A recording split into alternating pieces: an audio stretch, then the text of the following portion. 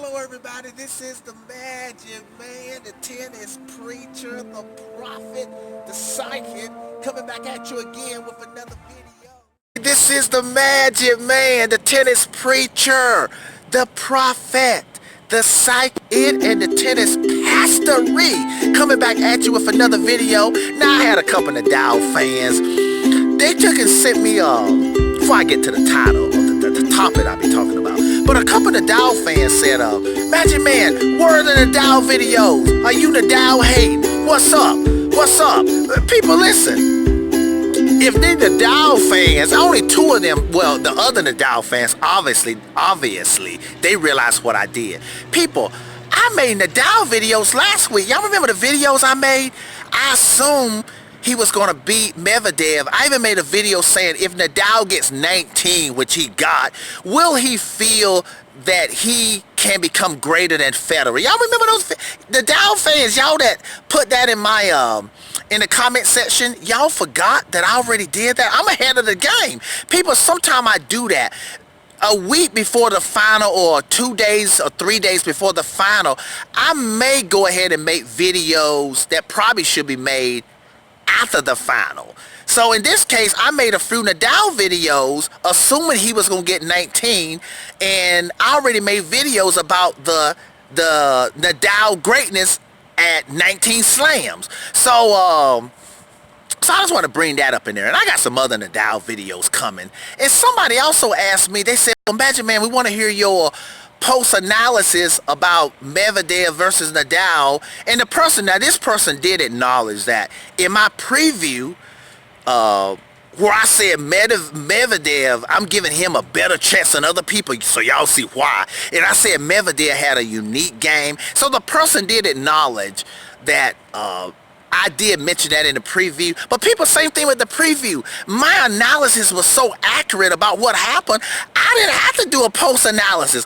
I told y'all Medvedev has a unique game. He's special. He's only 3 players that's won the Washington, the Montreal, the Cincinnati. Not won it, but he was in the final of 4 consecutive tournaments between the Washington and the U.S. Open. I said he has a unique game, that he can change the flow. He can adjust. He's the only young guy that was able to adjust in the final against a Nadal. Even Team didn't adjust against Nadal. That's why he lost.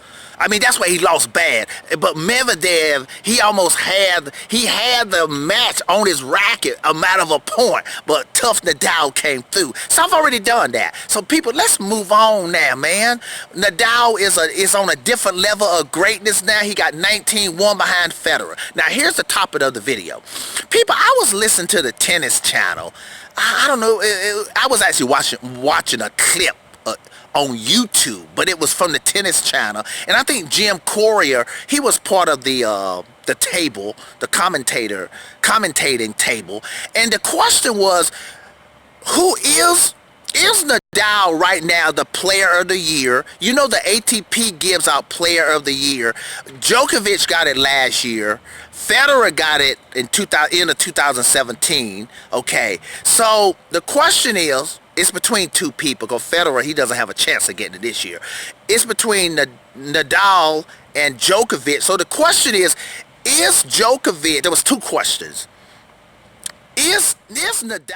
Yeah, Nadal is the player of the year by far. Listen, people, it's not even, it's not close, really. Okay, let me tell y'all why. Okay, both of them got 2 slams. Djokovic got the Australian Open, where he crushed Nadal, okay? I give him credit for that. And Djokovic got the Wimbledon, okay? And that's it. Okay, Nadal was in the finals of the Australian Open. He got the French, so he got one final of a major, and that counts. Remember, I told y'all, it ain't just about majors. I know people just look at majors. I count everything, and finals mean a lot, okay? Of a major means a lot. So Nadal got the final of the Australian Open, he got the French Open, and he got the U.S. Open. He got 1. Okay, people, on that alone, he got Djokovic beat. But he also got Djokovic beat as far as, I think Nadal got like 47, I don't know if it's 47 wins and maybe 6 losses. Djokovic got like 40 some, 42 or 43 or something wins or something like that, 41 or something like that. And Djokovic do have just a few less losses, maybe 3 or 4 losses for the year. But people, it's Nadal for what I just said. From a statistical standpoint, it's Nadal because he was in the final of a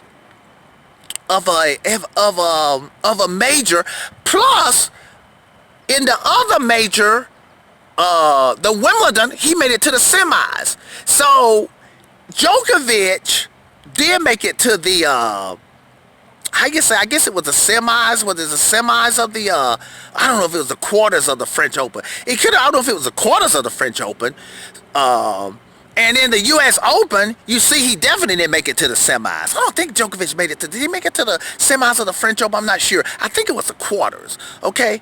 But even if it was the semis of the French Open, Nadal still got him beat. That the lowest Nadal drop in a major was semis, and he was right there with Federer, okay? A deep 4-setter, all right? A very tough match with Federer in the Wimbledon, all right? But people, that ain't just the reason why Nadal is the player of the year, okay? Another reason why he's the player of the year, people, let me speak from the Djokovic side. Okay, people, Djokovic crushed Nadal in the Australian Open. It looked like Djokovic was unstoppable. It looked like he may even beat Nadal in the French Open, okay? But forget the French Open. We come to the Indian Wells, and in the Indian Wells that Djokovic is supposed to own and win, hard court. Djokovic goes out early. I don't know if it's against Cole Schreiber or somebody. Okay, 3rd round or 4th round. He went 3rd or 4th round. Then in the Miami, I think he went 3rd or 4th round. I think in the Miami, he lost early. Both of those should have been Djokovic's, at least one of those. And Djokovic should have at least made it to the final of both of them. Like if he won the Indian Wells, he still should have made it to the final of the Miami. But he went out no more. He couldn't advance no more than the 4th round. And I don't care what the reason is. Whether shoulder was bothering him, whether it's something in his head was bothering him, that doesn't matter. The point is, if you don't advance to whatever level, you don't get player of the year. And it ain't like that wasn't Djokovic's surface. So, right, that's another reason why Djokovic is not player of the year. He went down, really down in tournaments, 2 major Master Series tournaments that he should have won, and won easily. Okay, considering how he was playing in the Australian Open. Nadal is player of the year, and probably is going to end up player of the year, but I get to that in a second. Okay, another reason why Djokovic is not player of the year. People, listen, even me, I was anticipating that Djokovic could possibly beat Nadal at the French Open. Seriously, and be in the final. People, Djokovic didn't make it to the final. I don't care if the wind was blowing. The wind was blowing for everybody. I know Djokovic fans gonna say that, but the wind was blowing for Team who beat Djokovic. Okay, the wind was blowing for Nadal, who won the French Open. So, hey, I don't care if the wind, the rain, the snow, whatever. If it stopped you from being player of the year, you were stopped, okay? And that's another major point where Djokovic didn't make it to the final to be able to challenge Nadal. Maybe if he would have made it to the final, he had a better chance of beating Nadal in the final than Team. All right? All right, so now let me see something else now. Why Djokovic isn't player of the year, okay? So we move on to the, Djokovic didn't play, okay, he won the Wimbledon, okay? Okay, so we move on to Montreal. Djokovic didn't play that, okay? In the Cincinnati, okay? Djokovic get beat by Medvedev, okay? So there you go. Djokovic won the Cincinnati last year. And that was part of him, a little bit of him being player of the year. Okay, because he won the Golden Masters when he won the Cincinnati. But Djokovic, and everybody know Djokovic can win the Cincinnati, he didn't do it. Okay? So basically what I'm saying is there were at least 3 or 4 moments, big moments in 2018 19 where Djokovic didn't live up to Djokovic. And I don't care what the reason is. See, if you don't get player of the year, you're not going to get you're not going to get player of the year, and I'm going to get to that, to the shoulder injury. If you got a shoulder injury and it causes you to pull out and retire against Wawrinka, okay, you ain't gonna get it. You're not gonna get player of the year for that. That's gonna go against you. I know that's negative. That's unfortunate. But the shoulder injury that caused Djokovic to retire against Wawrinka in the U.S. Open, that's a major reason why he ain't gonna be player of the year. Now, why he won't be player of the year right now. Now, the second question is this here. Can Djokovic? I just show you he's not player of the year. It's not Nadal. He ain't slightly close to Nadal, or Nadal ain't slightly the player of the year right now. Nadal is clearly the player of the year. Now here's the question: what would Djokovic have to do to become player of the year now? Well, people, it's only like 2 Master Series left. Okay, we got the China Open. I don't even know if Djokovic is playing in that. Nadal wins that all the time. But, so, basically, Djokovic will have to win the Shanghai, the Paris Masters, and the ATP finale. And even then, people, it could be tied. Listen, listen. People got to understand something. Even if Djokovic, see, here's another thing. See, Djokovic, okay, he won the Shanghai last year. I think that's right. Okay, I know he got beat by Kachanov in the Paris Masters. But, so I think Djokovic is defending the 1,000 points for the Shanghai. I think that's right. So really, that's not going to help him. If he wins the Shanghai, that's not going to help him towards being number 1. So people, Nadal, see, here's another thing. Nadal is really threatening to end number 1 for the year. Plus, people, listen, I don't even know if Djokovic is going to even be playing. I don't know what Djokovic's status is with his shoulder. Okay? So, could he become player of the year? He could, but it's doubtful. I see, I'm telling you, even if Djokovic won the Shanghai and the Paris Masters and the ATP finale, I could argue with you that it would be just tied then, okay? And then we could look at stuff like, okay, we can look at dynamics.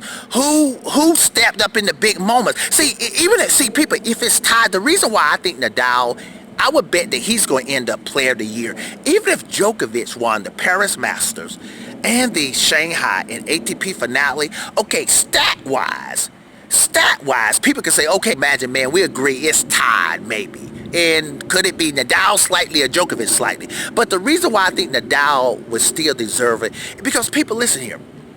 Nadal, okay, the fact that he won the U.S. Open, and that's Djokovic's territory.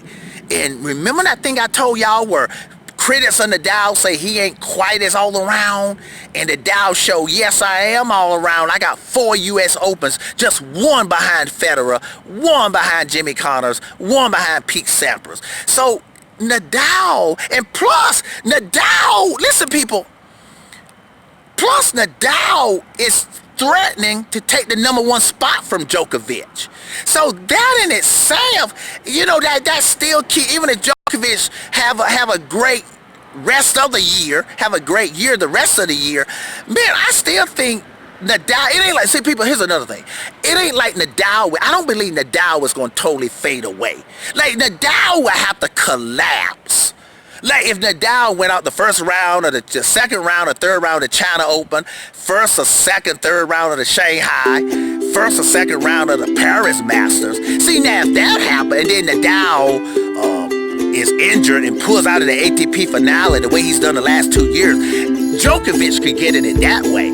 But if Nadal just makes it to the finals or semifinals of all the Master Series and tournaments that left and make it to like the finals or semis of the ATP finale, I still think Nadal will get the player of the year. Okay, people, tennis preacher, the prophet, the psychic.